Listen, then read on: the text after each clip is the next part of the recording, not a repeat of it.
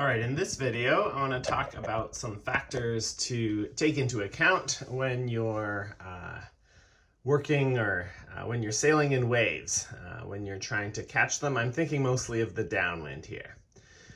So one of the biggest things is trying to decide whether the boat is going to go significantly faster than the waves, whether the waves are going to go significantly faster than the boat, or whether they're going to be about the same. We can talk about that by saying things like, is the wind stronger than the waves, or the waves faster than the wind, for example. So wave speed is related, not directly, but it's mathematically related to wavelength. So how far the distance is between the wave tops. So bigger waves in general, it's fair to say, will necessarily be moving faster. The exception is current. So for example, at the Columbia Gorge, where you can, or even in Victoria, in a big tide, you can have standing waves. So you can get on a wave, you can get accelerating really fast through the water, but the wave itself is not moving downwind. So you're sort of like those whitewater kayakers, and you're moving downwind very slowly. So those types of waves you'd actually want to avoid, even though they're large. So how big the wave is, how fast it's moving down the course is very important. If they're moving slow, you're going to be trying to figure out how to pass them. If they're moving very fast, it's how long can you stay on them. So wave height is different than how fast the actual wave is moving down the course, although they could be related. So if you've got very steep waves, you're going to have to turn very sharply. You can't spend a significant amount of time pointing in the same direction, unless, as we said before, the wave's moving fast, and you can only just catch them. Height's going to affect turn sharpness, and also if you do catch a very steep wave, tall waves would be steep, then it has a big effect on your apparent wind. You want to make sure to trim your sail after you've caught it. Often you have to pump to catch the wave, but at the end of your pump, your sail is not set properly for sailing at full speed while surfing. So you have to transition into your proper sail trim really quickly, especially if you've got big tall waves. So waves can feel tall if they're very short, but still tall, or you could have a different situation where you've got big long waves that are also tall, and that starts to sound more like swell. Next up for factors to think about is wave direction. This one is incredibly important, and this is usually the first thing we think about. But it's also worth thinking about how fast and how tall they are, because we often just ignore that and think that all situations are like the one we're sailing in. But often people are talking about different things when they're talking about wave technique. Your technique on swell versus your technique on a shallow, choppy situation can be very different. Swell usually comes from a separate weather event than the one you're sailing in. Not always. You can be sailing in the storm that's creating swell, of course.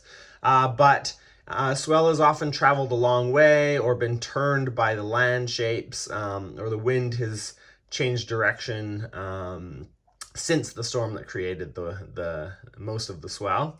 So swell is very often at a different angle than the wind. Chop is created by the wind, so it's usually more aligned with the wind, but it's actually not usually perfectly square to the wind.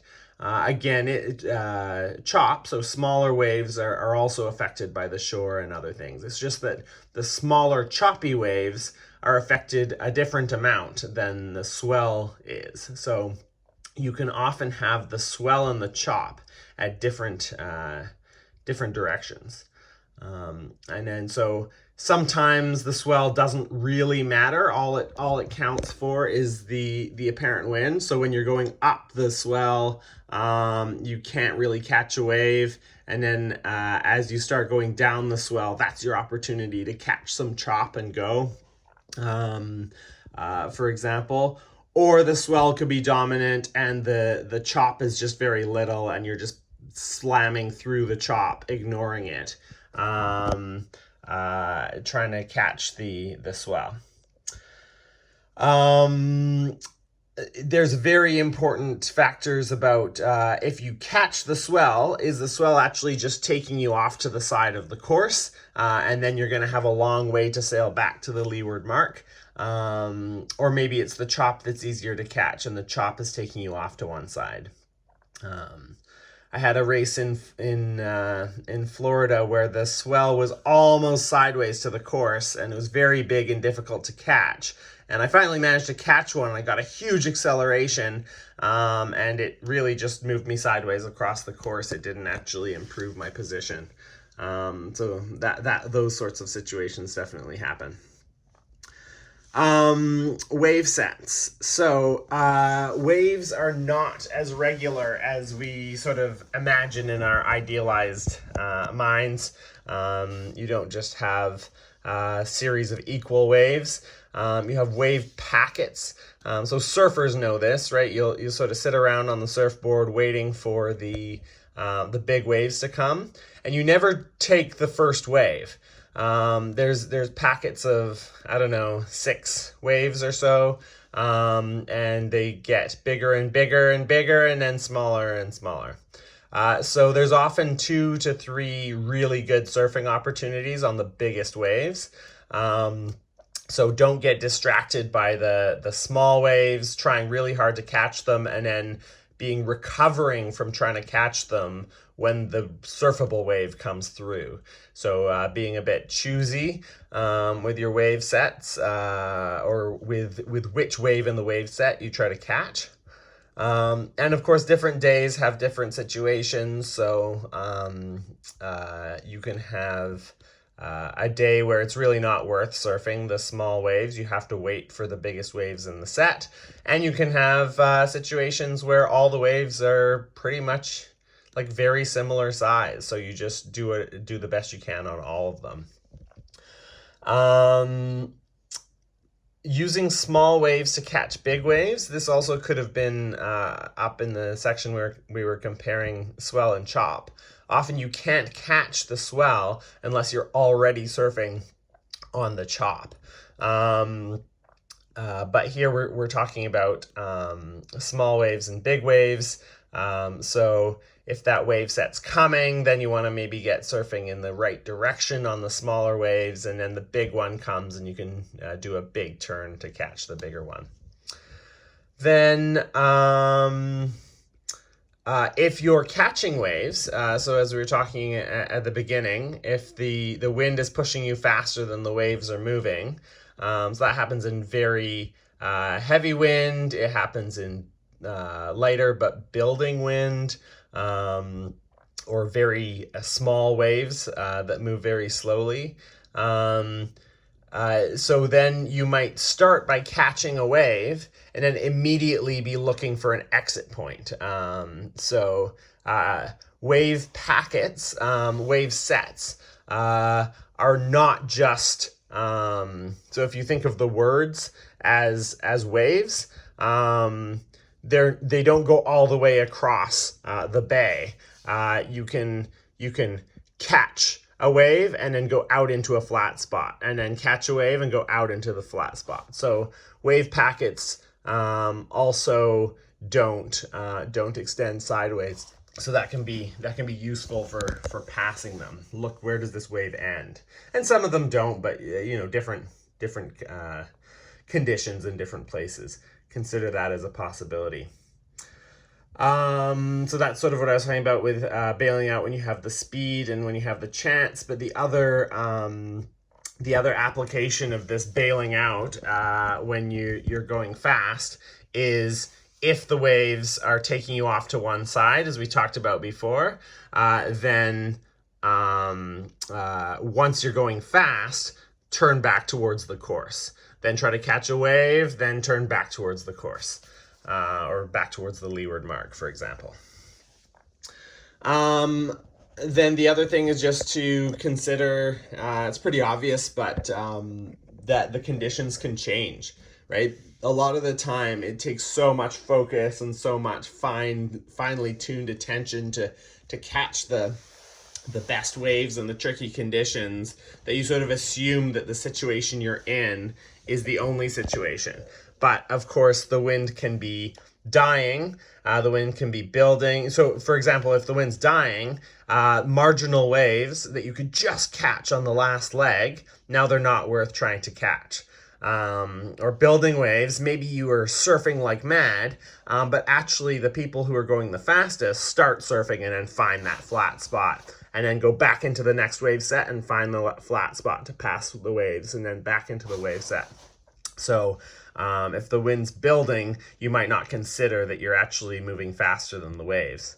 And of course the wind can shift. So then you might get carried away by surfing off to one side of the course and forget to come back. For example, localized effects. So if there's a point of land sticking out into the water, or in some venues, if there's a breakwater downwind of the course, depending on the type of breakwater, the big waves can be reflected back upwind. You can get some crazy upwind surfing situations, or at least you know that it's going to be really unstable as you're surfing downwind into waves.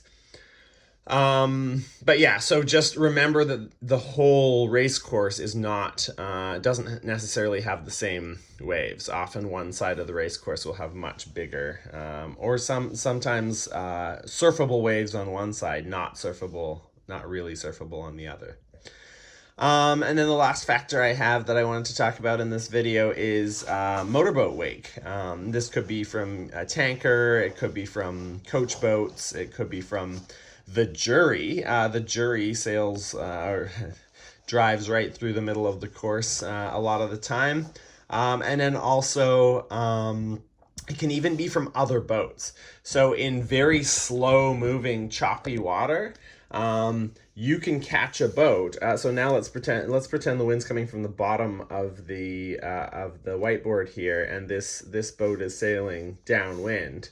If there's a lot of waves out here that are very slow to get through, if you can catch this boat's wake, you might be able to sort of catch one of these slow waves, and then ride it into this wake, and then go into the flat patch if you think you're passing some waves, and then go back and try to get link the wake to the wave, and when you start passing it again, you go back into the flat patch.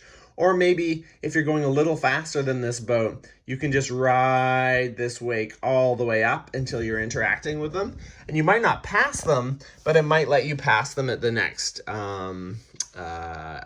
leeward mark, for example. So just being aware that wake doesn't just give you waves, it also gives you a flat patch.